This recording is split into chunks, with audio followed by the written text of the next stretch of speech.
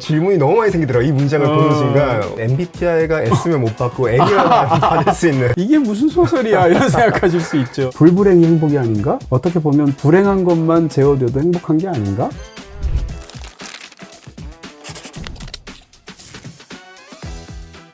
안녕하세요. BTV 이동진을 파악해야 저는 현호준 매니저입니다. 안녕하세요, 이동진입니다. 소설 속 첫 문장은 작가가 건네는 첫 인사이기도 하고 독자들의 마음을 사로잡는 갈고리 역할도 하죠. 때로는 작품의 분위기를 전체적으로 암시하는 역할도 하는 이러한 위대한 소설 속 첫 문장에 대해서 오늘 얘기해보고자 합니다. 지금 뭐 너무 잘 정리해 주신 것처럼 지난 수백 년 동안, 어쩌면 더 오랜 기간 동안 수많은 좋은 소설들이 있었고요. 그중에 어떤 소설들은 시간의 벽을 넘어서 지금까지 우리에게 고전으로 남아있기도 하고, 혹은 뭐 최근의 소설 중에 우리한테 강렬한 인상을 주는 수많은 소설들도 있겠죠. 사실은 뭐 역사상 최고의 소설들의 가장 훌륭한 첫 문장을 꼽아보자라는 야심찬 기획을 저한테 한번 하시는 게 어떻겠는가라고 이렇게 주셨을 때 너무 하고 싶었는데, 다른 한편으로는 직접 하다 보니까 이걸 어떻게 생각할 수 있을까라는 생각도 사실 들었어요. 양이 너무 방대해서 너무 많죠. 제가 못 읽어본 소설도 있을 것이고, 그럼에도 불구하고 어찌됐건 평생 동안 책을 읽으려고 노력했고 꽤 많은 책을 읽어온 저로서는 이 기회에 한번 이런 거 정리해보면 좋겠다라는 생각 들기도 했었거든요. 그래서 한번 골라봤고요. 당연한 얘기지만 오늘 최고의 어떤 첫 문장 10개를 골라봤는데, 그중에 어떤 것들은 여러분들은 잘 아시는 너무 유명한 그런 책도 있고요, 또 아닌 것도 있을 텐데, 다 그것이 어떤 것이든 간에 이 주제를 듣고 떠오르는, 제가 즉각적으로 고르게 된, 기뻐하면서 그런 10개 주관적인 선택이다, 이 정도로만 받아들였으면 좋겠습니다. 평론가님, 근데 오늘 위치는 또 처음 보는 위치인 것 같아요. 네, 일부러 오늘 주제에 맞춰서 여기서 하면 어떻겠는가 했는데 또 받아들여 주셔서 감사하고요.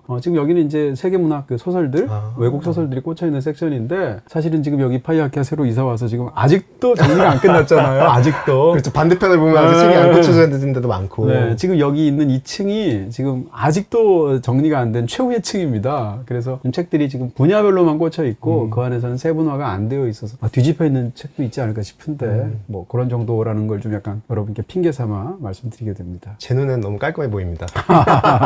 그렇진 않아요. 평론가님도 네. 작가님이시니까 네. 이 작가님들이 모두 첫 문장에 엄청 심혈을 기울이시잖아요. 그렇죠. 네. 작가님의 첫 문장도 영화는 2번 시작된다. 아, 처음 한 번은 극장 안에서, 네. 그 다음 한 번은 극장 밖에서. 잘 썼네. 저 보면서 내가 썼다고 믿고 싶네. 이 문장 너무 감탄하면서 이 문장은 쓰시는데 네. 얼마나 걸리셨나요? 아유, 이거 네. 쑥스러워서 지금 제가 민망해서 이렇게 말을 한 거고요. 근데 진짜로 그것이 소설이 아니라 무엇이든가, 영화도 그렇잖아요. 첫 장면을 찍기 위해서 얼마나 많은 사람들이, 더 감독들이 고민하지 않겠어요? 마찬가지로 책을 쓰는 사람, 글을 쓰는 사람, 하다못해 무슨 그 자기소개서 같은 거 입사 취업 과정에서 내더라도 첫 문장 중요하게 하려고 하지 않나요? 그런 식으로 엄청나게 노력을 했었고요. 아휴, 한숨이 나오네요. 얼마나 좋은 문장들을 썼을지. 사실 제가 네. 평론가님 문장 한 10개 모아왔는데 그걸 네. 다 읊으면은 너무 시간이 많이 갈 것 같아가지고 네. 바로 시작해보도록 네, 하겠습니다. 그건 직접 책에서 네. 확인하시는 걸로. 오늘의 첫 문장은 올타임 베스트인 점 참고 부탁드립니다. 네, 첫 번째 문장은 알베르 까미의 이방인 네. 소설 속에 나온 첫 문장인데요. 오늘 엄마가 죽었다. 혹시 어제였는지도 모르겠다. 네, 지금 딱 두 문장만 봐도, 이제 첫 문장의 경우에 따라서 이제 뒤에 물고 들어오는 부분이 있어서 두 문장이 됐는데요. 뭐 너무 좋아하는 문장이기도 하고, 저 말고도 이방인의 첫 문장을 기억하시는 분들 많을 거예요. 워낙 유명한 문장이기도 하고, 제 생각에 20세기 최고의 문학계 스타가 누굴까? 제 생각엔 알베르 까미 아닌가? 이런 생각이 들 정도고요. 이 소설가가 위대한 소설가이면서 그 자신이 어떻게 보면 약간 굉장한 스타라고 할까? 그런 모든 요건을 다 갖춘 그런 작가가 아닌가 싶어요. 어찌됐건 오늘 엄마가 죽었다. 혹시 어제였는지도 모르겠다. 이 두 문장을 누가 썼다고 한번 생각해 보세요. 그러면 뒤에 술술 나올 것 같지 않아요? 그렇죠. 예. 저 너무 잘 쓴 문장인 것 같고요. 이 두 문장은 일단 뭐 이방인이라는 소설 자체가 워낙 걸작이기도 하지만, 이렇게 문장을 쓰고 나면 정말 뒤에는 정말 술술술 나올 것 같은 굉장한 문장이라는 생각이 들고요. 이 관계를 통해서 이 엄마랑 이 화자 사이가 별로 친숙하지 않다는 걸 우리가 알 수 있잖아요. 엄마가 언제 죽은지도 모르잖아요. 바로 뒤에 문장들을 보게 되면 양로원에 가 있는 엄마한테 엄마가 돌아가셨다고 양로원에서 온 거예요. 그러니까 아들이 굉장히 무심한 아들이겠죠. 뒤에 문장을 보다 보면 여러 가지 따져보니까 어제가 맞겠다, 이런 문장까지 나와요. 그러니까 오늘 엄마가 죽었다, 혹시 어제였는지도 모르겠다 라는 이 두 개의 문장이 주는 굉장히 많은 것들이 있죠. 뭔가 감정이 없는 것처럼 느껴지기도 하고, 그렇죠. 어떻게 실제로. 이거를 헷갈릴 수 있나 싶기도 그렇죠. 하고. 이방인의 뭐 스토리를 아주 간단히 얘기하면 이렇게 해서 양로원에 가죠. 그래서 어머니 이제 장례를 치르죠. 장례를 치렀는데 장례를 치른 어머니가 돌아가신 아들인데 장례식장에서 하나도 주변 사람들이 보기엔 슬퍼 보이지도 않고 그러다가 며칠 뒤에 여자친구랑 코미디 영화 보러 가고 또 온갖 일상생활들 아무렇지도 않게 한단 말이에요. 그러다가 이제 해변에 심지어는 이제 놀러 친구들하고 가게 되는데 거기서 이 같이 간 사람의 일행과 관련된 일로 이제 어떤 그 아랍인들하고 시비가 붙게 되죠. 이 무대가 알제리거든요. 그때는 이제 알제리가 프랑스에 속해 있던 그런 상황이었었고요. 그런 상황에서 시비를 건 남자를 다시 만났는데 상대방이 칼을 빼들게 되는 거죠. 그러니까 거기다 대고 이제 총을 쏘아서 상대를 죽이게 됩니다. 그래서 재판을 받는 이야기예요. 근데 재판을 받는 과정 속에서 왜 죽였냐 이렇게 얘기하지 않겠어요? 애초에 두 사람 사이에서는 원한 관계가 있었던 것도 아니고 자기 일행이 그랬을 뿐이고 이런 상황인데 근데 이 남자가 뭐라고 이야기를 하냐면 햇빛이 너무 눈부셔서 라고 말을 해요. 이거 굉장히 유명한 얘기죠. 상대방인 아랍인이 칼을 빼들었는데 위협삼아 그 칼을 빼들으니까 거기에 햇빛이 반사돼가지고 그것이 눈이 부셔서 총을 쏘게 됐다라는 얘기인데 말이 안 되는 얘기처럼 느껴지잖아요. 근데 그 재판 과정에서 이 사람이 과연 정당하게 뭐 쏜 것인지 아니면 어떤 관계가 있는지 이런 걸 파헤치지가 않고 재판 과정에서 초점이 된 건 이 사람이 얼마나 냉혈한인지에 대한 초점이 맞춰져요. 예를 들어서 증인들이 나와서 서로 얘기를 하다 보니까 이 남자가 얼마나 장례식장에서 눈물도 안 흘리고 주변에 어땠고 일상을 다 그들이 영위하고 어떻게 그럴 수가 있는가라는 식으로 넘어가서 애초에는 그렇게까지 중죄로 처벌 안 될 수도 있는데 물론 살인은 끔찍하지만 근데 이 남자가 사형 선고를 받게 되죠. 가중처벌이고. 네, 그러면서 이제 뒤에 어떤 일들이 펼쳐지는 이런 이야기가 이제 이방인의 스토리예요. 이게 사실은 어떻게 보면 이 주인공인 메르소라는 남자를 바라보는 사람들의 천편일률적인 그 사람에 대해서 한탄하거나 준엄하게 꾸짖는 사람들의 시각이에요. 그러니까 아니 어떻게 엄마가 어제 죽었는지 오늘 죽었는지도 모르지 그런 놈이니까 이렇게 냉혈하게 살인을 하고 죽어마땅한 놈 사형 이런 시각이란 말이에요. 근데 그런 시각에 대해서 사실은 이 흥미로운 이 소설의 핵심적인 부분들은 사실은 이 인물이 굉장히 주체적인 인물이라는 것이고 마지막 순간에 보면 이 사람은 모든 것을 거부하고 그대로 아는 상태에서 사형을 받아들이게 되는데 이 모든 과정에서 사실은 이 인물을 보는 정반대의 시각이 가능해져요. 이제 우리가 보통 그걸 철학적으로는 실존주의라고 말을 하는데요. 어찌됐건 이 문장 속에서 갇혀있는 것은 인간은 마땅히 이러저러해야 하는데 너는 그렇지 못하구나 라는 것에 대한 생각들이 담겨 있는데 과연 그런가에 대해서 이제 후반부가 펼쳐지는 부분이 있단 말이에요. 과연 그게 마땅한 걸 따지는 게 맞느냐. 그렇죠. 그러니까 마땅히 인간은 이러저러 해야 된다라는 것이 본질이라고 말한다면 이 인물이 행동하는 어떤 것 주체적인 태도는 실존이라고 말하는데 보통 우리가 실존주의에서 제일 유명한 말을 이제 보통 실존이 본질에 선행한다는 말을 하죠. 그 말을 할 때 그 의미라고 말할 수 있을 텐데 어찌됐건 이 문장 자체가 갖고 있는 우리에게 주는 강력한 어떤 그런 감정적인 정보에도 불구하고 그것을 어떻게 보면 뒤집는 이야기라고 볼 수도 있어요. 아니면 그냥 문장 기법상으로도 이 두 문장만 봐도 정말 굉장히 많은 것들이 떠올릴 수 있게 하는 아주 강력한 인트로죠. 그런 측면에서나 탁월한 그런 시작 부분이다 이렇게 말할 수 있습니다. 네, 오늘 뭐 사실 또 알베르 까미 네, 이거 갖고 있는 사람 우리나라에 몇 명 있겠어요. 네. 친필 사인. 네, 알베르 까미가 사인한 네, 저락이라는 네, 그 작품에 받은 책이고요. 뭐 저의 수집품 중에 자랑거리이기도 해서 살짝 묻어가서 또 이방인의 사실 사인 받은 걸 구입하고 싶었는데 그건 또 못했고요. 어쨌건 여러분께 보여드립니다. 제가 감히 못 만질 것 같아요. 갖다 놓고 싶은데 제가. 얼굴에 지금 표정이 써있지 않나요? 뿌듯 이렇게 써있지 않나요? 네. 비다이렉트 샵에서는 모두 다 가능. 비다샵 가능. 네, 다음 문장입니다. 네. 가와바타 야스나리의 설국의 첫 문장인데요. 현 접경의 긴 터널을 빠져나오자 눈 고장이었다. 밤의 밑바닥이 하얘졌다. 네. 이것도 보통 이제 뛰어난 서문 이야기할 때 많은 분들이 기억하시는 저뿐만 아니라 그런 너무나 유명한 작품이기도 하죠. 또 일본 작가 최초로 노벨문학상 받은 사람이 가와바타 야스나리거든요. 그러기도 하고 설국을 저도 이제 어렸을 때 보면서 그 눈 풍경 같은 것이 상상 속에서 그려져서 굉장히 인상적으로 보았던 참 좋아하는 소설이기도 한데요. 여기서는 그러니까 이 긴 터널이 실제 있는 터널이에요. 일본의 이제 그 동해 쪽으로 니가타현이라는 데가 있잖아요. 거기에 이제 군마현이라는 게 붙어 있는데 군마현에서 니가타현을 가려면 시미지 터널이라는 데를 지나게 돼요. 이 관광 코스예요 지금. 긴 터널이라고. 네, 이 소설이 너무 유명해서 그 터널이 얼마나 긴가 하면 10km예요. 그 10km 터널 가서 심지어는 터널 중간에 옛날에는 요즘도 있는지 모르겠으나 역까지 있었다는 거예요. 터널 중간에. 그 정도로 긴 터널이에요. 이 군마현에서 지금 이 시미지 터널을 통해서 이 니가타현으로 딱 통과하면 완전히 다른 풍경이 펼쳐지고 그 사이에 눈이 온 거죠. 눈 오는 곳으로서도 워낙 유명한 곳이니까 거기가 이제 말하자면 눈이 하도 많이 오는 눈나라라는 측면에서 설국이라는 이름이 붙었는데 이 문장이 굉장하다고 느껴지는 건 밤의 밑바닥이 하얘졌다라는 표현. 한번 밤에 기차를 타고 어두운 터널을 막 지났는데 갑자기 온통 눈이 뒤덮인 풍경을 한번 생각해 보세요. 밤에 어두우니까 깜할 거 아니에요. 근데 눈이 와가지고 바닥이 하얘요. 그걸 밤에 밑바닥이 하얘졌다고 표현하는 거거든요. 굉장한 표현력이라는 생각이 들기도 하고 그것이 시각적으로 막 그려지기도 하잖아요. 실제로 이 소설은 주인공인 남자가 이 설국이라고 지칭되는 그 마을에 3번 가는 이야기거든요. 3번 가는 것을 통해서 이제 펼쳐지는 이야기인데 이렇다 할 스토리가 있다고 할 수는 없는데 이 소설 속에서 가장 중요한 건 이 설국의 풍경이고 이럴 때의 눈이라는 건 사실은 어떻게 보면 약간 벚꽃 비슷한 거예요. 일본에서 이제 벚꽃이라는 것이 아름답기도 하지만 그 벚꽃이 짧은 기간에 확 폈다가 금방 사그라들어서 그 덧없음에서 어떤 이상한 어떤 아름다움 같은 것을 보기도 하잖아요, 역설적으로. 마찬가지로 이 소설 속에서의 눈이라는 것은 하얗기 때문에 사실상 아무것도 없는 것, 인생으로 얘기하자면 아름다운 헛수고 같은 걸로 삶을 보는 거예요. 인간자의 삶 자체를 그렇게 보는 거예요. 어떻게 보면 그런 측면에서도 굉장히 감정적인 어떤 부분이 강력하게 이 눈 풍경하고 밀착이 되어 있는데 그거를 첫 2문장에서부터 제대로 보여주는 그런 유명한 도입부라고 할 수 있죠. 저도 이 문장 보고 나서 멈칫하게 돼가지고 저 사실 이 소설을 몰랐거든요. 네. 바로 사서 봐야겠다라는 그런 생각이 생각이 들었어요. 들죠? 뭔가 이 네. 문장만 읽어도 아름다운데 뭔가 공허하게 느껴지기도 하고. 굉장히 탐미적인 소설이고요. 실제로 근데 저는 특히 이제 설국 같은 걸 보고 나면 가보고 싶은 생각이 들죠. 그래서 아직까지도 이 소설이 발표된 지가 워낙 오래됐지만 소설 속에서 묘사가 되고 있는 여관이 지금도 영업하거든요. 많은 사람들이 거기를 가고 싶어 하기도 하죠. 다음 문장입니다. 조이스 캐럴 오츠의 블론드의 첫 문장인데요. 죽음은 암갈색으로 사그라지는 빛 속에서 대로를 따라 돌진하며 등장했다. 앞에 2 소설들은 뭐 첫 문장을 이야기할 때 많은 사람들이 꼽는 대표적인 그런 케이스인 것 같고 이 블론드의 첫 문장을 꼽는 경우는 제가 본 적이 없어요. 그러니까 그야말로 저의 굉장히 주관성이 들어간 부분일 텐데 조이스 캐럴 오츠의 작품들을 워낙 좋아해요. 이 사람이 워낙 소설을 많이 쓰기도 하는데 근데 조이스 캐럴 오츠의 소설을 꽤 많이 읽었는데 그중에서 베스트는 저한테 그들이라는 소설이 있어요. 그리고 또 이 블론드라는 소설 이 2개를 최고로 꼽고 싶은데요. 이 블론드는 이 지금 적절하게 해주신 것처럼 바로 마릴린 먼로입니다. 근데 이 마릴린 먼로에 관한 책인데 이 책이 제가 읽은 버전으로는 책이 3권이라서 1000페이지가 넘어요.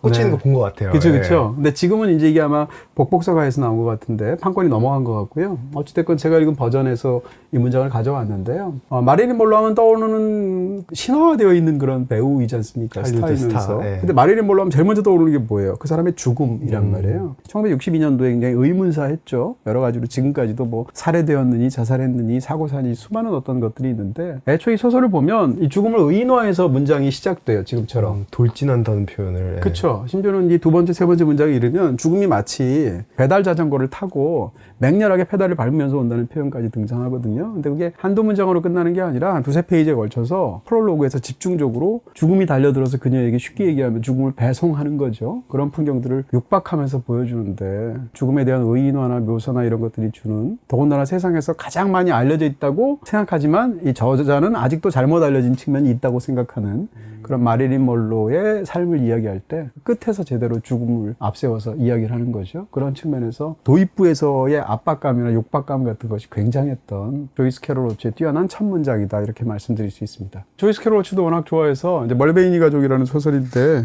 여기도 보면 조이스 캐럴 오츠의 사인본으로 수집해서 갖고 있습니다. 제목 표지에 이름이 진짜 크게 적혀 있네요. 네, 그렇죠. 네, 뭐 워낙 유명한 작가이기도 하고요. 네, 다음 문장은 네. 파트릭 모디아노의 어두운 상점들의 거리 속의 첫 문장인데요. 나는 아무것도 아니다. 그날 저녁 어느 카페의 테라스에서 나는 한낱 환한 실루엣을 지나지 않았다. 어두운 상점들의 거리를 좋아하시는 분들이 꽤 많기도 했지만 특히 이제 몇 년 전에 노벨 문학상을 받고 나서 더 이제 또 스포트라이트를 받게 됐죠. 그러니까 이제 기억이라는 테마는 이제 이야기를 다루는 특히 이제 인간의 정체성을 다루는 그런 영화나 소설에서 뭐 너무 중요하게 다루는 수많은 명작들이 있잖아요. 근데 이 문학사에서 기억이라는 테마를 가장 잘 다룬 사람은 저는 파트릭 모디아노가 아닌가 이런 생각까지 해요. 이럴 정도로 어두운 상점들의 거리가 제일 유명하지만 나머지 파트릭 모디아노의 소설들도 기억의 문제, 정체성 문제를 일생 동안 계속 반복적으로 파고들어요. 또 이 문장들이 딱 2문장만 보셔도 알 수 있는 것처럼 굉장히 서정적이면서 다른 한편은 몽환적이거든요. 그 신비스러운 문체가 주는 그런 소설을 읽는 기쁨을 제대로 주는 그런 작가다 이렇게 말씀드릴 수 있을 것 같고요. 나는 아무것도 아니다. 그날 저녁 어느 카페의 테라스에서 나는 한낮 환한 실루엣에 지나지 않았다라는 표현을 보면 어떤 그 심상 같은 것이 마음에 떠오를 텐데 안개 같기도 하고 모호하기도 하고 이 남자 주인공이 이제 막 탐정이었다가 이제 퇴역을 한 사람이에요. 그런 상황인데 이 사람이 과거에 어떤 일들을 겪으면서 충격을 받아서 그 이후로 그 이전 일들을 기억을 못해요. 기억 상실증에 있습니다. 탐정이라는 사람은 누가 어떤 미스터리한 상황을 가지고 와서 의뢰를 하면 그것을 캐내가는 사람인데, 이 사람이 퇴역을 하고 나서 자기 자신에 대해서 캐나가기 시작하는 거예요. 스스로를 모르니까. 근데 이 사람의 과거에서 가장 중요한 사건이 1943년도에 어떤 산장에서 벌어진 사건하고 관련이 있고요. 과연 그게 무슨 일이 그때 벌어졌는가를 놓고, 혹은 나는 누구인가를 놓고 이 탐정이 이제 찾아가는 그런 기억을 헤매는 그런 내용들이라고 말할 수 있어요. 주변에 아는 사람들도 있고, 그 중에서 이제 증언하는 사람들도 있고 있는데, 그것을 캐나가다 보니까 그때마다 주변 사람들하고 관계가 달라지기도 하고, 그때마다 이 재구성에 의해서 자기 정체성이 달라지기도 해요. 새로운 정체성이 생기는군요. 그렇죠. 네. 정체성이라는 게 뭔가 한번 생각해 보면 많은 부분 기억과 관련되어 있잖아요. 내가 누구인가, 나를 사람들이 무엇이라고 말하는가, 이런 것이 이제 사실은 정체성하고 관련이 되어 있는데, 이 남자는 기억상실증이고 주변에서 말하는 대로 자기 정체성을 형성하다 보니까 자기 정체성이 얼마나 허망해지게 느껴지겠어요. 자기는 기억을 못 하잖아요. 그런 측면에서 자기 삶이 이미 삶을 다 끝낸 유령처럼 느껴지는 거예요. 그래서 초반부터 나는 한낱 환한 실루엣에 지나지 않았다는 표현을 쓰는데, 이게 어떻게 보면 이 소설 속에 이 남자의 마음을 관통하는 핵심적인 부분이 되죠. 정말로 이제 이 내용을 보다 보면 문체 자체가 워낙 몽환적이기도 하고, 실제로 이 남자가 유령으로 막 거리를 떠도는 것 같은 느낌이 들거든요. 이럴 정도로 아주 그 자체로 서정적이기도 하면서 아주 인상적인 도입부이기도 하죠. 결국 이제 소설의 후반부에 가면은 실질적으로 그 산장에서 무슨 일이 있었는지가 이제 펼쳐지는 부분이 있는데, 압권인 부분이 있고요. 권해드리고 싶은 역시 또 다른 책임 재미를 만끽하게 만드는 뛰어난 문학이다, 이렇게 얘기할 수 있겠습니다. 이 환한 실루엣이라고 표현한 거 보니까 나중에는 그 정체성을 뭐 잘 긍정적인 방향으로 찾아 나가나요? 그럴 리가 없겠죠? 자세히 말씀드리고 없겠죠. 이랬는데 다 알고 보니 사실은 뭐였다고 쫙 보여주면 오히려 어떨까요? 뭐 제가 이제 자세히 말할 수는 없지만, 그런 측면에서 저는 사실 이 어두운 상점들의 거리, 파트릭 모디아노 볼 때마다 떠오르는 국내 작가가 있는데, 시인 최승자 시인을 제가 굉장히 좋아합니다. 일찍이 나는이라는 그 굉장히 유명한 시가 있어요. 거기 보면 정확하게 제가 기억하지 못하는데, 내가 살아있다는 것은 한낱 영원한 그 루머에 지나지 않았다라는 표현이 있어요. 오, 울림 있네요. 네네. 네. 그 약간 파트릭 모디아노하고 공명한다고 그럴까? 그런 느낌이 들면서, 실제로 뭐 두 작품 사이에 직접적인 연관관계는 없겠지만, 이 소설을 읽었을 때 느끼는 그 느낌의 상당 부분이 사실은 그 최승자의 일찍이 나는이라는 탁월한 시에서도 고스란히 느껴지거든요. 비슷한 심상으로. 네, 이렇게 함께 좀 여러분께 권해드립니다. 다음 문장은 프란츠 카프카의 변신 속의 첫 문장인데요. 그레고르 잠자는 어느 날 아침 불안한 꿈에서 깨어났을 때 자신이 흉측한 벌레로 변해 침대에 누워있는 것을 발견했다. 네. 유명한 문장이죠. 예. 네, 이것도 뭐 변신이 워낙 또 이방인 못지않게 너무나 유명한 그런 수많은 사람들의 사랑을 받은 작품이기도 하고요. 아까 제가 이방인 첫 두 문장을 말씀드리면서 그렇게 쓰면 저절로 나올 것 같다고 얘기했는데, 이것도 한번 생각해 보세요. 그레고리 잠자가 오는데 어느 날 어떤 남자가 꿈에서 깼는데 갑자기 자기 몸이 흉측한 벌레로 있다는 것을 발견했다라는 건데, 이거는 사실 뒤를 받기가 너무 어렵잖아요. 그렇죠. MBTI가 S면 못 받고 N이라면 받을 수 있는. 그럴 수 있겠다. 네네네. 이게 사실은 받기가 어렵지만 초강력한 도입부 문장이죠. 설정을 그대로 드러내는 거죠. 장식 없이. 근데 이 소설 이제 보다 보면 사실 이게 변신이라는 게 긴 소설이 아니고요. 분류하기에 따라서 이제 단편이라고 할 수도 있고 중편이라고 할 수도 있을 텐데, 이 그레고르 잠자가 원래 그 영업하는 사람이에요. 세일즈맨이에요. 그래서 가장 역할을 한다고 그럴까? 아들로서? 그런 상황인데, 이 사람이 어느 날 갑자기 일어나 보니까 벌레로 된 게 이게 첫 문장이에요.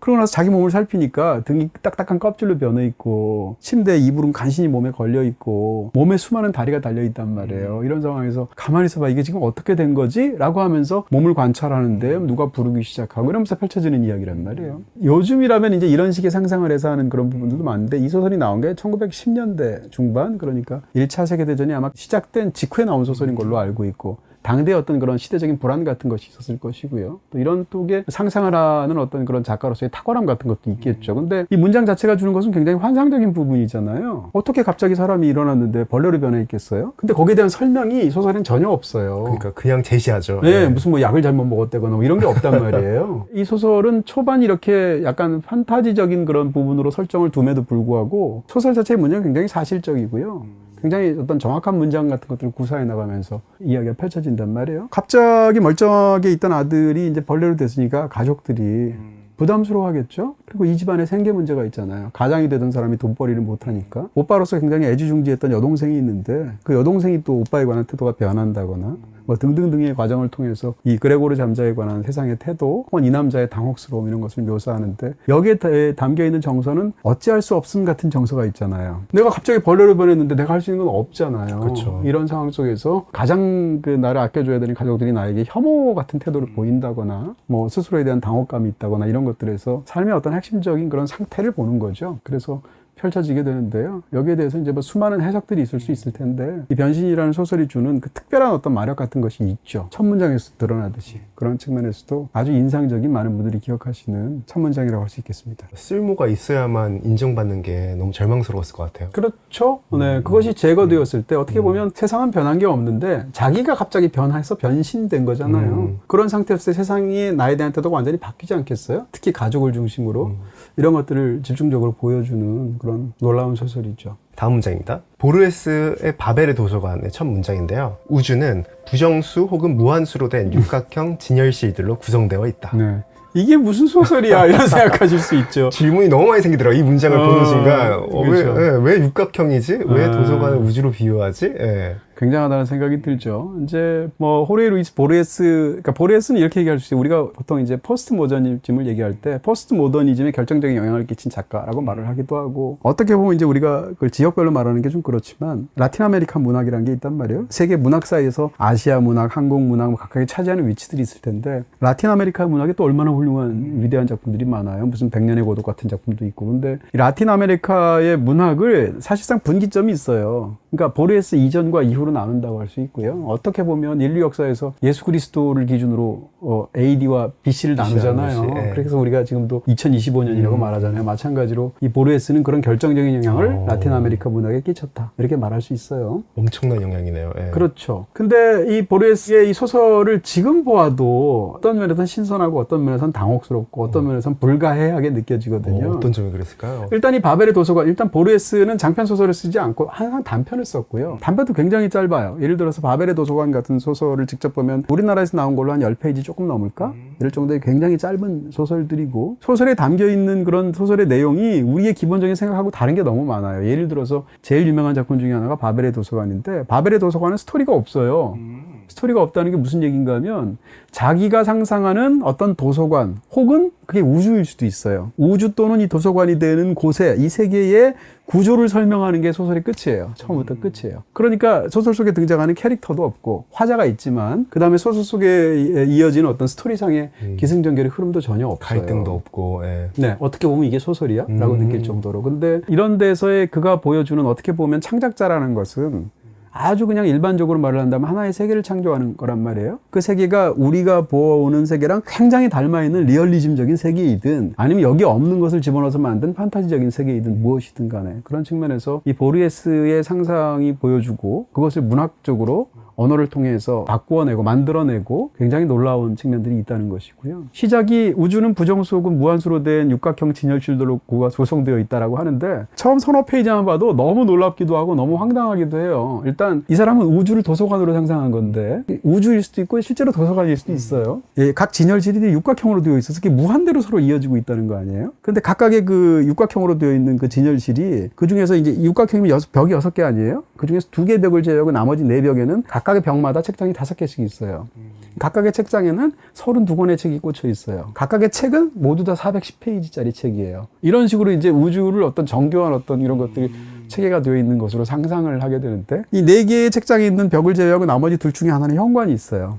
근데 현관에는 거울이 달려 있어서 이걸 정확하게 모사해내요. 비춰낸단 말이에요. 그리고 이 현관 양쪽에 방이 2개가 있는데 이쪽 방에는 서서 자는 방이 있고요. 이쪽 방에는 이제 화장실로 사용하는 방이 있어요. 이런 식으로 이게 그대로 다 계속 반복되면서 우주를 이루고 있는 거예요. 혹은 도서관을 이루고 있는 거예요. 그러면서 펼쳐지는데 여기에 대해서 이제 매혹되는 부분이 2가지는 하나는 보르헤스가 너무 당혹스러우면서도 보르헤스를 읽어내야겠다는 의지도 있었고 실제로 보르헤스의 픽션들 같은 것을 보면서 예를 들면 무슨 뭐 기억의 사나이 푸네스라든가 길이라던가 끝없이 둘로 갈라지는 길이라던가 이런 굉장히 유명한 소설들이 있는데 대부분이 다 단편들이란 말이에요. 이런 걸 보면서 겪게 되는 어떤 그 굉장한 놀라움이 있고, 두 번째는 솔직히 얘기하면 약간 개인적인 것도 있어서 파이아키아를 만들 때 보르헤스를 떠올렸단 말이에요. 그래서 저도 반가웠어요. 아, 그렇죠. 예. 보르헤스의 영감을 대담할 때도 받아가지고 그때 만들었으니까. 말씀드렸었죠. 그래서 이전에 파이아키아도 그렇고 지금 옮겨온 이 파이아키아도 그렇고 사실은 약간 보르헤스가 어느 정도 깔려 있는 게 사실이고요. 여기 어떤 구성이나 이런 부분에서 이걸 이제 설계하시고 하신 분이 이제 건축가 봉일범 선생님이신데, 이 봉일범 교수도 보르헤스를 참고하셨고요. 제가 보기에도 당연히 그렇고요. 특히 여기에 이제 아직은 방송에서는 못 보여드렸는데 제가 나름의 굉장히 좋아하는 약간 좀 거울과 책장으로 이루어진 어떤 공간이 있어요. 언젠가 한번 보여드리고 싶은데 그 공간을 볼 때 항상 제가 떠올리는 건 바벨의 도서관이거든요. 그런 측면에서 저한테는 개인적인 측면도 있어서 너무 좋아하는 소설이기도 하고, 이 도입부가 준 어떤 굉장한 우주적인 상상력이죠. 그런 측면에서 여러분께 말씀드리고 싶어서 또 많은 분들이 이걸 좋아하시기도 하고요. 여러분께 소개해드립니다. 평론가님도 우주를 갖고 계시네요. 이 파야키아도 우주니까 도서관. 뭐 사람 각자를 하나의 소우주로 파악하기도 하고 그러잖아요. 이런 측면에서 사실은 이 보르헤스는 평생 도서관에서 일을 했던 사람이고요. 도서관 사서로 막 10년인가 일하고 그랬어요, 실제로. 그 다음 나중에는 뭐 국립도서관장도 하고 그런 사람이에요. 그리고 이제 이 사람이 책을 평생 너무 많이 읽기도 하고 그랬지만 이제 아마도 유전하고 관련이 있겠습니다만 시력을 잃었거든요. 베토벤이 청력을 잃으면서 위대한 작품을 만든 것처럼 말년의 보르헤스는 앞이 안 보였는데 소설을 썼단 말이에요. 구술을 했겠죠. 그런 방식인데 어찌됐건 이 보르헤스의 개인적인 어떤 부분까지 관련이 되어 있어서 보르헤스는 이제 천국을 도서관으로 상상한 사람이란 말이에요. 도서관 하면 떠오르는 단 하나의 사람 하면 보르헤스예요. 이럴 정도의. 이동재 평론가님인데. 그건 보르헤스를 몰라서 그래. 그런 측면에서도 말씀드릴 수 있는 그런 강력한 천문장이라고 할 수 있겠습니다. 보르헤스도 있습니다. 제가 얼마나 뿌듯하겠어요. 네, 모래의 책이라는 책이고요. 안에는 이렇게. 이것도 사실은 무한 공간을 다루고 있잖아요. 이 후기작으로 기억하는데, 그 모래의 책이라는 책도, 이 소설도 무한한 페이지를 갖고 있는 책에 관한 얘기예요. 그런 면에서도 상통하는 부분이 있겠죠. 사실은 이 바벨의 도서관의 핵심적인 것이 화자가 결국은 이 무한한 공간으로서의 우주 또는 도서관과 그 안에 책을 채우고 있는 그 수많은 기호들의 조합의 유한한 어떤 경우의 수 사이에서의 딜레마를 해결하는 사람의 이야기거든요. 무슨 말인지 잘 모르겠죠. 네. 소설을 보시면 간신히 그래도 무슨 말인지 아실 텐데, 아니, 이게 모든 사람들이, 저도 마찬가지고요. 그런 측면에서 굉장히 흥미로운 부분들이 사실은 어떻게 보면 일생의 어떤 이분을 관통하는 상상력의 한 핵심을 보여주는 소설이라고 말할 수 있습니다. 네, 다음 문장은 어니스트 헤밍웨이의 노인과 바다 소설의 첫 문장인데요. 그는 멕시코 만류에서 조각배를 타고 혼자 고기잡이를 하는 늙은이였다. 고기를 한 마리도 낚지 못한 날이 84일이나 계속되었다. 역시 너무 유명한 작품이죠. 어니스트 헤밍웨이의 뭐 수많은 사랑받는 작품이 있잖아요. 뭐 누구를 위하여 종온일이나 뭐 무기여 자리 거라부터 시작해서 해는 또다시 떠오른다까지 수많은 작품들이 있는데, 제 생각에 제가 읽어온 헤밍웨이의 많은 분들이 이렇게 생각하시겠지만 최고작은 노인과 바다가 아닌가 생각될 정도로, 노인과 바다도 변신처럼 짧은 소설이에요. 일단 이게 지금 두 문장으로 번역이 됐는데 원문은 한 문장이에요. 그러니까 이제 번역을 할 때 두 문장짜리를 한 문장으로 번역하기도 하고 반대로 하기도 하죠. 이런 것은 사실은 번역가의 자유인 것인데, 저도 이제 궁금해서 이번에 한번 찾아봤더니 제가 갖고 있는 노인과 바다가 이제 제 책으로 3권이 있는데 그 나머지 2권도 두 문장으로 번역을 했더라고요. 근데 다른 데서는 또 한 문장으로 번역하는 사람들도 많을 거예요. 이런 식으로 이 번역에 관한 생각들도 한번 해볼 수 있었던 기회였고요. 쿠바의 해안에서 이제 굉장히 작은 몇 미터 되지 않는 그런 무동력 그 고깃배를 타고 나가서 이제 물고기를 낚는 게 직업인 사람인 거죠. 근데 물고기를 직업인 사람이 84일 동안 못 낚았다는 거 아니에요? 이게 지금 84일이면 12주잖아요. 12주 동안 고기를 못 낚았으니까. 원래는 옆에 도와주던 소년이 있었어요, 옆집에 사는. 근데 이 소년도 계속 한 40일 동안 못 잡으니까 소년의 부모가 못 도와주게 해요. 왜냐하면 헛수고를 한다는 거죠. 그래서 이제 혼자 하게 되는데 85일째 되는 날 드디어 고기를 잡는 얘기입니다. 근데 그 고기는 청새치죠. 근데 이 청새치가 얼마나 큰가 하면 배보다 커요. 네, 한 5, 6m 되겠죠. 이런 상황에서 그것을 낚으면서 벌어지는 일들, 뭐 너무 유명한 얘기니까 스토리를 다 아시겠습니다만 어찌됐건 그 속에서 이 노인이 성공한다고 볼 수도 있고 실패했다고 볼 수도 있죠. 근데 소설 문장에도 그런 말 나오거든요. 그러니까 파괴되었을지언정 패배한 건 아니에요, 이 사람은. 그러니까 어떻게 보면 인간 삶의 보잘것없음과 헛수고를 보여주는 작품이기도 하고, 반대로 그럼에도 불구하고 인간이 얼마나 혹은 삶이 얼마나 위대하고 아름다운 아름다운 것일 수 있는가를 보여주는 작품이기도 해요. 이 두 가지를 다 역설적으로 보여주는 그런 작품이라고 할 수 있겠죠. 어찌됐건 우리가 이제 해밍웨이 생각하면 아까 파트릭 모디아노 하면 떠오르는 어떤 그 문체들, 스타일이 있단 말이에요. 그게 이제 그 작가의 생명일 텐데 해밍웨이도 마찬가지죠. 우리가 보통 하드보일드한 문체라고 하려고 말을 할 때 가장 먼저 떠오르는 게 해밍웨이란 말이에요. 그 해밍웨이의 어떤 스타일들을 떠올리게 되는데 그런 스타일도 그대로 보여지는, 고기를 한 마리도 낚지 못해 슬펐던 날들이 84일이나 계속되었다 이럴 수도 있잖아요. 근데 슬펐던 같은 걸 안 써요. 다 잘라냈네요. 그렇죠. 네. 감정에 관한 부분들, 가급적이면 부사나 형용사에 관한 부분들 이런 걸 빼고 행동 위주로 묘사를 한다거나 쉬운 단어를 사용한다거나 이렇게 되어서 사실은 해밍웨이의 문장이 주는 굉장히 간결하면서도 드라이하고 이러면서도 폭발적으로 이어나가는 그런 문장의 행렬들을 볼 수 있는 그런 도입부다. 이렇게 얘기 드릴 수가 있겠죠. 책 후반도 다 간결한 문체로 진행되나 보네요. 그렇죠. 뭐 이 소설뿐만 아니라 해밍웨이의 문체 자체가 그렇고요. 보통 20세기의 가장 위대한 미국 작가로 보통 윌리엄 포크너하고 어니스트 해밍웨이를 얘기한단 말이에요. 두 사람 사이에 라이벌 의식이 있기도 했었는데 두 사람 문체가 정반대예요. 그 사람에 따라서는 포크너를 더 좋아하는지 해밍웨이를 더 좋아하는지에 따라서 문학관이 달라지기도 해요. 평론가님은 제가 이 얘기를 김영하 씨랑 한 적이 있어요. 예전에 김영하 씨랑 만나서 어떤 자리에서 얘기하다가 김영하 씨는 해밍웨이를 더 좋아하더라고. 저는 포크너를 더 좋아하거든요. 근데 포크는 여기 리스트에 첫 문장이니까 오늘. 그러니까 제가 오늘 골라온 것은 역사상 가장 위대한 소설 10권이 아니고 첫 문장을 기준으로 말씀드린 거고요. 그게 굳이 얘기하면 포크너를 더 좋아한다는 뜻이지 해밍웨이도 위대한 작가죠. 그런 측면에서도 그 문체를 보여주는 유명한 그런 도입부라고 할 수 있겠습니다. 네, 해밍웨이도 없을 리가 없잖아요.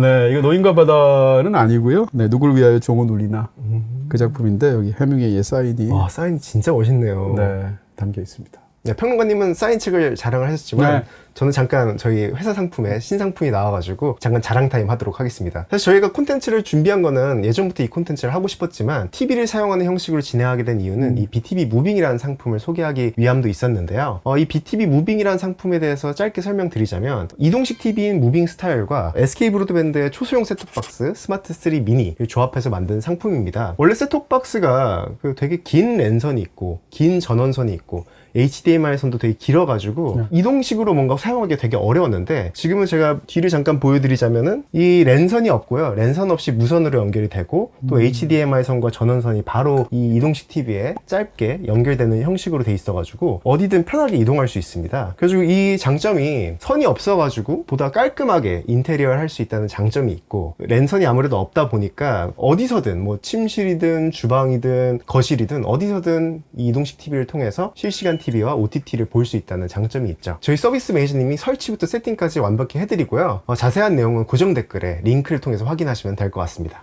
다음 문장입니다. 줄리언 반스의 예감은 틀리지 않는다의 첫 문장인데요. 특별한 순서 없이 기억이 떠오른다. 반들반들한 손목 안쪽, 뜨거운 프라이팬이 젖은 싱크대로 아무렇지도 않게 던져지면서 솟아오르는 증기. 마지막 것은 내 눈으로 본 것은 아니다. 그러나 결국 기억하게 되는 것은 실제로 본 것과 언제나 똑같지는 않은 법이다. 되게 네. 긴 문장이네요. 네, 약간 좀 더 이제 첫 번째 문장만 해도 되겠지만 약간 이해를 돕기 위해서 뒤에 문장을 같이 제가 좀 붙여봤고요. 여기 점점점 했는데 여기 몇 개 문장이 더 있습니다. 생략했다는 뜻이고요. 그러니까 이제 어떤 남자가 이제 과거 일을 떠올리면서 그때 무슨 일이 있었지 생각하니까 떠오르는 어떤 기억들이 있을 거 아니에요. 근데 거기서 너덕가지를 계속 이제 언급을 하는데 심지어는 마지막에 자기가 떠올리는 것은 본 것도 아니라는 거 아니에요. 그럼에도 불구하고 이제 그때를 생각하면 떠올리게 된 어떤 기억의 편린들을 쭉 묘사하는 굉장히 인상적인 도입부라고 말할 수 있습니다. 예감은 틀리지 않는다를 쓴 건 이제 영국 작가 줄리언 반스인데 뭐 현존하는 최고 작가 중에 하나라고 저는 생각하고요. 줄리언 반스의 작품 세계가 워낙 다양해서 한 가지로 요약하기가 어렵겠지만 예감은 틀리지 않는다는 상당한 대중성도 갖추고 있어요. 굉장히 재밌는 소설이고요. 이 소설이 시작하면 주인공이 톤이라는 남자인데 이 톤이라는 남자가 대략 한 10대 시절부터 20대 한 초중반 이때까지 겪는 사랑에 관한 굉장히 복잡한 그렇지만 평범한 어떤 이야기예요. 근데 그로부터 이제 자기 여친하고 헤어지게 되고 자기가 헤어진 여친을 자기의 친구가 사귀게 되고 이러면서 겪는 어떤 굉장히 감정의 폭풍 같은 이야기가 초반에 펼쳐집니다. 근데 그로부터 이제 2부가 시작되면 세월이 40년이 지나서 이 남자가 벌써 60대가 됐어요. 그런 상황인데 옛날에 그 수십 년 전에 자기가 헤어졌던 그 여친의 어머니가 자기한테 유산으로 500파운드를 남겼다는 거예요. 애매하죠. 500파운드라는 돈 자체가 많기도 하지만 또 거액은 아니잖아요. 남긴 것도 이상하고 그렇죠. 액수도 이상하네요. 남긴 사람도 이상하죠. 그러네요. 거기다가 그것뿐만 아니라 하나를 더 남겼는데 그때 자기가 사귀었던 여친과 헤어지고 나서 그 여친과 새로 사귀게 된 자기의 친구가 있었다고 그랬잖아요. 그 친구가 자살을 했어요. 그 당시 당시에. 그랬는데 그 친구가 그때까지 썼던 일기장도 역시 이한테 가게 된 거죠. 유언장에 따르면. 그러니까 너무 이상하잖아요. 그 친구 일기장을 내가 왜 가죠? 40년 만에? 라고 생각해서 어찌됐건 그 돈과 함께 일기장을 찾기 위해서 옛날 여친을 만나게 되는데 여친은 그 일기장을 안 주려고 그래요. 그 어머니의 유언에 따르면 나한테 줘야 되는데 그러면서 40년 전에 자기가 몰랐던 일들 그때 내가 겪었지만 지금 생각하면 달리 느껴지는 일들에 대해서 본인 스스로가 그 일을 다시 되짚는 구조를 갖고 있습니다. 쉽게 얘기하면 10대, 20대 시절, 20대 시절에 있었던 그 굉장히 복잡한 사랑 이야기를 1부에서는 자기의 시각으로 기억하는 대로 쭉 서술을 해요. 그러다 2부에 40년 후에 이런 사건이 생기게 되니까 이 사건을 통째로 다시 한번 복기해 보게 되거든요. 이 양자 사이에서 벌어지는 괴리에 관한 소설이에요. 그런 측면에서 보면 기억이라는 것이 언제나 그렇듯이 부정확하기도 하고 왜곡되기 쉽죠. 네, 왜곡되기도 쉽고 무엇보다도 그때 몰랐던 부분도 있잖아요. 그러면서 이 남자는 자기가 겪었던 일 중에서 몰랐던 일들을 점점점 뒤에 가면 핵심적으로 알게 되는 구조를 갖고 있는데 이 소설에서 핵심적인 정서는 과거에 대한 회한 같은 거예요. 내가 뭔가 몰랐거나 잘못했거나 해서 망친 어떤 일이 있단 말이에요. 돌아가면 잘할 수 있을까? 돌아가고 싶은데 돌아갈 수 없잖아요. 이런 부분에 관한 소설들인데 거기에 대해서 굉장히 깊숙하게 탐색한 굉장히 흥미로운 소설이고요. 그런 측면에서 한번 제가 했던 얘기를 다시 듣고 이 소설의 이 첫 부분을 읽게 되면 이게 전체적인 모든 것들을 함축하고 있는 문장으로 다시 한번 보이게 되죠. 그런 측면에서 실제 무슨 일이 일어났던가 그때 나는 어디까지 알고 있었던가 지금의 나는 그것을 어떻게 고쳐 생각하거나 다시 살아낼 수 있을 것인가에 관한 흥미로운 부분들에 대한 것들이 담겨져 있는 선행되어 있는 그런 아주 뛰어난 도입부 문장이라고 하겠습니다. 뒤를 읽으면 그럼 500파운드를 유산으로 남긴 게 납득이 되나요? 그렇죠. 그리고 굉장히 생각도 못한 반전 같은 것이 있게 되는데요. 인간은 어리석잖아요. 그 사람 자체가 머리가 나빠서라기보다 자기 삶에서 자기가 겪는 모든 일도 자기가 통제하는 것도 아니고 그 순간에 몰랐던 반대적인 측면도 있고 뭐 많잖아요. 그런 측면에서 삶이라는 것은 결국은 이렇게 빗나가고 어긋나고 무엇보다 어리석을 수밖에 없는데 그럴 때 느껴지는 어떤 회한의 정서 같은 것을 이 소설이 너무 잘 다루고 있습니다. 줄리언 반스도 책을 갖고 계시네요. 줄리언 반스도 워낙 좋아해서 바로 그 책, 네, 지금 예감은 틀리지 않는다라는 책을 갖고 있고요. With All My Love, 줄리언이라고 사인되어 있는 책을 갖고 있습니다. 다음 문장은 너무 유명한 문장인데요. 렐프 톨스토이의 안나 카레니나의 첫 문장인데요. 행복한 가정은 모두 고만고만하지만 무릇 불행한 가정은 나름나름으로 불행하다. 네, 뭐 워낙 유명한 문장이고 또 역시 번역가의 개성에 따라 다르게 번역하기도 하죠. 그러니까 행복한 가정이라는 것은 다 보기에는 비슷한 그런 가정이라는 거고요. 근데 불행한 가정을 보면 불행한 이유가 다르다는 거예요. 이런 것을 이제 초반에 대비를 하고 이런 유명한 문장으로 시작하고 그 다음에 보게 되면 이제 바로 이 주인공인 안나 까레니나의 오빠 얘기가 나와요. 안나 까레니나의 오빠가 쉽게 얘기하면 뭐 자기 집안의 가정교사와 함께 혼외 관계를 갖게 되니까 그걸 아내가 알게 돼서 당신하고 더 이상 우리 집에서 못 살아 해서 선언을 하게 되고 벌어지는 굉장히 평지풍파가 일어날 수밖에 없잖아요. 그런 상황 속에서 안나 까레니나가 이 문제를 해결해 주기 위해서 오빠 문제를 해결해 주려고 모스크바까지 가는 거예요. 이제 이 도입부에서 묘사가 되는데 근데 그렇게 모스크바에 갔는데 모스크바 역에서 만나게 된 브론스키라는 굉장히 젊고 잘생긴 어떤 군인을 만나게 되고 그러면서 이 안나 까레니나도 역시 그 남자와의 사랑에 빠지면서 펼쳐지는 한바탕의 이야기가 이제 안나 까레니나의 상당 부분을 차지하고 있죠. 그러니까 이 문장이 왜 그렇게 유명한가에 대한 여러 가지 이야기가 있을 수 있는데 어떻게 생각하면 이제 안나 까레니나가 제목이 안나 까레니나니까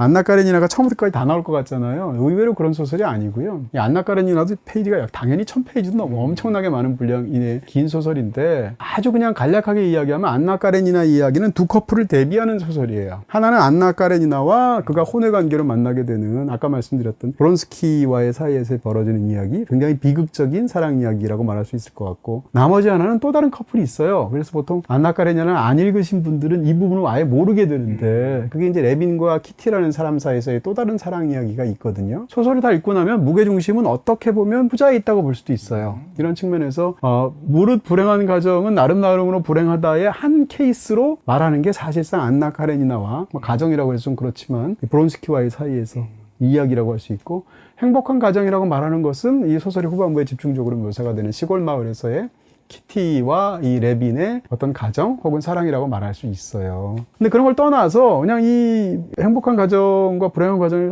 관한 이 이야기는 그냥 소설을 떠나서도 굉장히 많이 떠올리게 돼요. 제가 이해하는 건 이런 쪽이에요. 말하자면 행복은 모든 불행들의 여집합이라고 저는 생각하는 거예요. 이 문장이 담고 있는 게.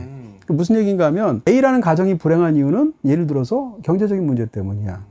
어떤 가정이 나머지는 하나도 문제가 없어요. 근데 그 집안에 치명적으로 경제적인 문제가 생기면 행복해질 수 있겠어요? 그럼 불행해질 거 아니에요. 그 다음에 서로가 충실하지 못한 문제가 있을 수 있잖아요. 믿음이 깨어지는 부분이 있을 수 있잖아요. 혹은 아이가 태어났는데 심각한 질병을 가지고 태어날 수도 있잖아요. 이런 식으로 특정한 가정들이 불행할 때 그 불행한 이유를 보면 제각각 다르겠죠. 왜냐하면 결핍되어 있는 요소가 다를 테니까. 근데 한 가지 요소만 어긋나도 그것이 심각하게 결여가 되면 그 가정은 불행할 수밖에 없단 말이에요. 행복한 가정은 뭐냐? 이런 각각의 요소들이 다 없이 있는 가정이 행복한 거예요. 그게 가능한가요? 아니, 예를 들면 이럴 수 있잖아요. 경제적으로도 큰 문제가 없고 서로가 어느 정도 사랑하고 신뢰를 갖고 있고 등등등의 요건을 갖췄어요. 다시 말하면 불행해야 될 수많은 함정들이 있는데 그걸 다 피해서 이런 결여가 대체적으로 해결된 그런 가정이 행복한 가정이라는 거예요. 그런 측면에서 본다면 행복이라는 것은 그 자체로 독립적인 부분도 있겠지만 어떻게 보면 불행들을 다 나열한 다음에 그것의 여집합이라고 말할 수도 있죠. 이해되네요. 네. 어떻게 보면 행복에 대해서 굉장히 한편으로는 약간 좀 소극적으로 보는 개념일 수도 있어요. 이런 측면에서 갖고 있는 생각들을 담고 있는 부분이 아닌가? 소설 외적으로도 이런 측면에서도 흥미롭고, 이 소설에서 보면 이 불행한 가정이 다 나와요. 이제 말하자면 안락가렌이나도 있겠지만 또 다른 경우도 케이스들도 있고, 그렇지만 마지막 속에 이상적인 가정으로 커플로 얘기하는 커플의 이야기가 나오게 되죠. 이런 얘기를 들으니까 평론가님의 행복에 대한 관점도 들어보고 싶네요. 저도 비슷한 생각을 갖고 있어요. 저는 어떻게 생각하면 행복과 불행이라고 말을 하게 되는데 이 행복과 불행이란 말을 보면 디폴트가 행복이잖아요. 그렇죠. 왜냐하면 불행이라고 안일 했어요. 불자를 쓰게 되니까 행복하지 않은 상태가 불행이잖아요. 근데 뭐 좀 제가 한참 비관적일 때 무슨 생각까지 했었냐면 이 언어의 구조 자체가 바뀌어야 되는 게 아닌가 생각했죠. 다시 말하면 불행이라는 걸 뜻하는 한 단어가 있고 거기다가 안일 불자를 써서 말하자면 불불행이 행복이 아닌가? 라고 제가 생각한 적이 있어요. 그래서 사실은 이 언어관 속에는 인간이 행복한 게 당연하다는 생각이 들어있는 거잖아요. 행이 디폴트잖아요. 근데 그렇지 않으니까 안일 불자를 써서 불행한 거잖아요. 근데 그게 아니라 어떻게 보면 불행한 것만 제어돼도 행복한 게 아닌가? 이런 생각을 갖게 되죠. 다음 문장은 페터 빅쉘의 아무것도 더 알고 싶지 않았던 남자의 첫 문장입니다. 나는 이제 아무것도 더 알고 싶지 않아. 더 이상 아무것도 알고 싶지 않은 남자가 말했다. 아무것도 더 알고 싶지 않은 남자는 나는 이제 더 이상 아무것도 알고 싶지 않아 라고 말했다. 그렇게 말하기는 너무 일렀다. 그렇게 말하기는 너무 일렀다. 그때 벌써 전화벨이 울렸다. 아, 이 문장은 네. 봤을 때랑 읽을 때랑 또 느낌이 확 다른 것 다르죠. 같아요. 네. 그래요. 뭐 실제로 약간 적인 어떤 약간 리드미컬한 부분들까지도 있고 반복되는 그런 어떤 우운의 효과들도 있고, 앞에 9편을 고를 때랑은 좀 가벼운 마음으로 골랐다는 측면에서 다른데요. 이 페터 빅쉘이 이제 스위스 작가인데 소설들을 아주 짤막한 소설을 써요. 진짜로. 그래서 금방 후루룩 읽을 수 있는 것도 이제 굉장히 어떤 면에서 우화적이면서 착상이 굉장히 신선하면서 어떻게 보면 동화적인 그런 이야기들을 집중적으로 쓰는 작가인데요. 이 책상은 책상이다라는 이제 국내 나온 이 페터 빅쉘의 단편집을 보면 그 중에 아무것도 더 알고 싶지 않았던 남자라는 것의 도입부를 제가 가져온 겁니다. 그러니까 이 남자는 이런 남자예요. 어느 날 갑자기 아는데 지쳤어. 이제 더 이상 아무것도 알고 싶지 않은 거예요. 그래서 난 더 이상 아무것도 알고 싶지 않아! 이렇게 선언을 하게 되는 거죠. 근데 그 순간 전화벨이 울렸어요. 그러니까 전화를, 얼떨결에 전화를 받아요. 그러니까 상대방이 뭐라고 그러나요? 아, 오늘 날씨가 좋네요. 그러니까, 아, 날씨가 좋다는 걸 알아버렸어. 이렇게 된 거죠. 괴롭죠? 그러니까 전화를 끊었어요. 그랬더니 이 창을 통해서 햇살이 비치는 거였더니, 아, 날씨가 좋다는 게 햇살이 들어온다는 사실을 알아버리게 너무 괴로워요. 그러니까 창에다 종이를 발라요. 어둡게 만들어요. 그 어둠 속에 아무것도 알고 싶지 않아서 가만히 있는데 이제 아내가 이제 문 열고 들어와서, 아니 당신 어둠 속에서 뭐해? 이러면서 불을 켜야지 하고 조명을 켜고 나가요. 그러니까 조명을 켜면 불이 들어온다는 걸 또 알게 됐어요. 이미 아는 사실 아니에요? 알지만 다시 한번 기억하게 됐어요. 그래서 이 남자가 너무 괴로운 거죠. 이러다가 이 모든 걸 다 차단해 나가다 가만히 있어봐. 아무것도 알지 싶지 않다면 내가 뭘 이미 알고 있는지를 알아야지 차단할 거 아니야라고 생각하죠. 그래서 그 다음부터 반대로 세상의 모든 거를 다 알려고 해요. 그러면서 벌어지는 이야기입니다. 재밌죠? 앞부분은 평론가님과 정반대의 사람 같아 보였는데 평론가님 모든 걸 알고 싶어하고 네. 뭐 그럴 수도 있죠. 근데 이런 식으로 착상이 너무 재밌는 소설들이고, 네, 바로 이게 이제 페터 빅쉘이 읽는 재미 같은 건데요. 수록되어 있는 단편들이 다 그런 식이에요. 예를 들어서 무슨 아메리카는 없다 이런 책 소설도 있고, 그 다음에 무슨 뭐 지구는 둥글다는 소설도 있는데, 제일 유명한 건 책상은 책상이다라는 또 다른 단편인데, 어떤 사람이 매일매일 반복되는 생활에 지친 거예요. 그러다 너무 반복되는 생활이 지치다 보니까, 아니 책상을 왜 책상이라고 부르지? 이게 짜증난 거예요. 그러니까 책상을 다르게 한번 불러보자. 예를 들면 책상을 의자라고 자기 마음대로 부르는 거예요. 그럼 왜 책상만 바꾸겠어요? 세상의 모든 단어를 다 바꾸고 나중에는 동사를 다 바꿔요. 자기 마음. 먹다를 걷다로 바꾸고 이런 식으로.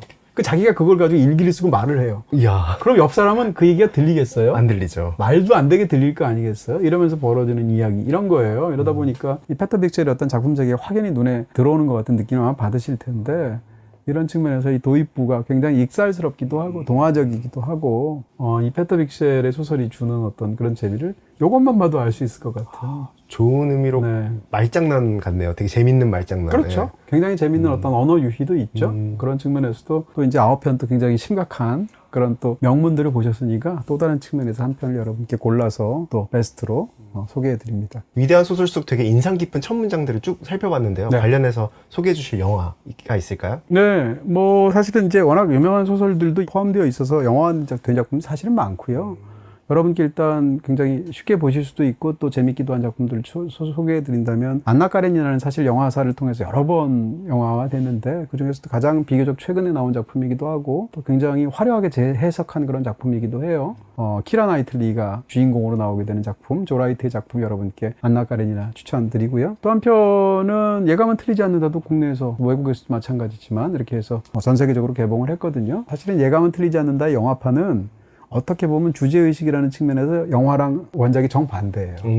정반대 얘기를 하고 있어요. 스토리는 같지만. 그런 측면에서도 한번 소설을 먼저 읽으시고 소설이 더 훌륭하긴 한데요. 훨씬 더 소설과 또 영화를 한번 비교해서 보시면 더 흥미를 느낄 수 있는 지점이 있지 않을까 싶어지기도 합니다. 안나 까레니나와 예감은 틀리지 않는다는 BTV 그리고 모바일 BTV에서 보실 수 있습니다. 사실 오늘 위대한 소설 속 다양한 네. 첫 문장들을 얘기했는데 네. 이거 말고도 사실 첫 문장 리스트들이 막 엄청나잖아요. 예. 제가 얼마나 괴로웠겠어요.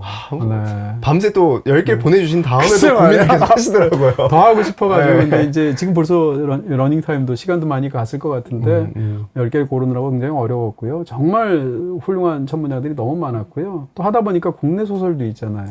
그래서 우리나라 소설도 한번 언젠가 이렇게 첫 문장들 모아서 노래 뭐 이런 거. 여러분들께 한번 또 추천드리고 싶습니다.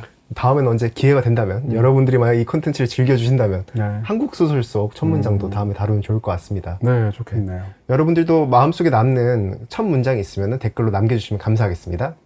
5초 안에 TV 셋톱박스를 찾아보세요. 5, 4, 3, 2, 1. 정답은 TV 뒤. 감쪽같이 숨어있죠? 선 없이 더 깔끔하게. 어디서든 자유롭게. SK 브로드밴드의 초소형 셋톱박스 스마트 3 미니. 지금 SK 브로드밴드 기가 인터넷과 BTV를 신규 가입하면 이동식 TV까지 무료. 이것이 바로 BTV 무빙. 비다이렉트 샵에서는 모두 다 가능. 비다샵 가능.